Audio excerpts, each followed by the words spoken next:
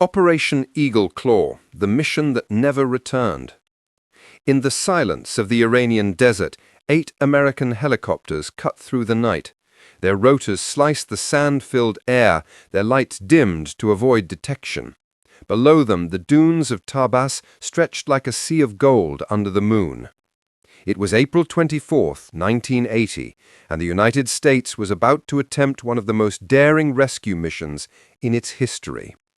A mission that would never make it home. 6 months earlier, the U.S. Embassy in Tehran had fallen. Iranian revolutionaries, young, angry, and loyal to Ayatollah Khomeini, stormed the compound, taking 52 American diplomats hostage. The world watched in disbelief as television screens filled with images of blindfolded Americans and burning U.S. flags.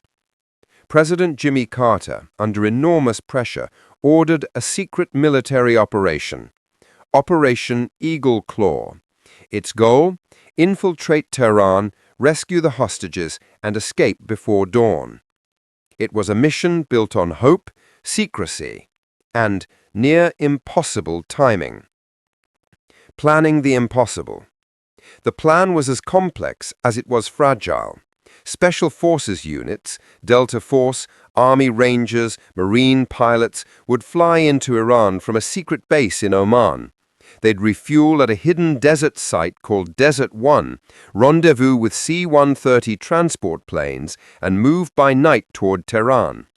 Inside the embassy, CIA operatives had already mapped escape routes and safe houses. Every detail depended on perfect synchronization, but in the desert, perfection rarely survives. Approach through the storm. As the helicopters crossed into Iranian airspace, they ran straight into a haboob, a massive sandstorm stretching for miles. Visibility dropped to zero, dust clogged the engines, and one by one the pilots lost their bearings. By the time they reached Desert 1, 2 helicopters had already turned back and a third was damaged. Only 6 of the original 8 made it to the rendezvous point, barely enough to continue, but the operation hung by a thread. The desert disaster. The refueling site, Desert 1, was nothing more than a patch of flat sand marked by flares. The wind howled, engines roared, and amid the chaos, one helicopter drifted too close to a parked C-130 tanker. Its rotor blades struck the aircraft's fuselage. In an instant, the desert became an inferno. 8 American servicemen were killed. Others were burned and thrown to the ground by the explosion. The survivors scrambled to pull the wounded away as ammunition cooked off in the flames. Overhead, the sky glowed orange. There would be no rescue that night. Carter's men radioed the bitter words, "Mission abort." Aftermath and silence. At dawn, Iranian villagers found the wreckage, twisted metal, bodies, and abandoned helicopter scattered across the desert floor. Photographs soon appeared in Iranian newspapers. For America, it was humiliation made public.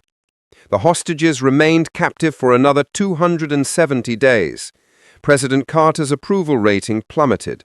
The failure of Eagle Claw haunted the U.S. military for decades. But from the ashes of Desert 1 came change. The United States restructured its Special Operations Command, creating elite joint force units capable of coordinating air, land, and sea missions seamlessly. The men who trained for Eagle Claw later shaped the very teams that carried out the raid on Osama bin Laden in 2011. Failure, it turned out, was the seed of future precision.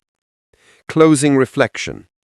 Today, the desert where Eagle Claw burned still bears the scars of melted steel. The wind has buried most of it under sand, but sometimes fragments resurface, a piece of rotor blade, a rusted badge, silent witnesses to a mission that tried to rewrite history and paid for it with blood. For the 8 men who never returned, there was no victory parade, only the endless whisper of the desert wind and the quiet honor of those who dared to go when others could not.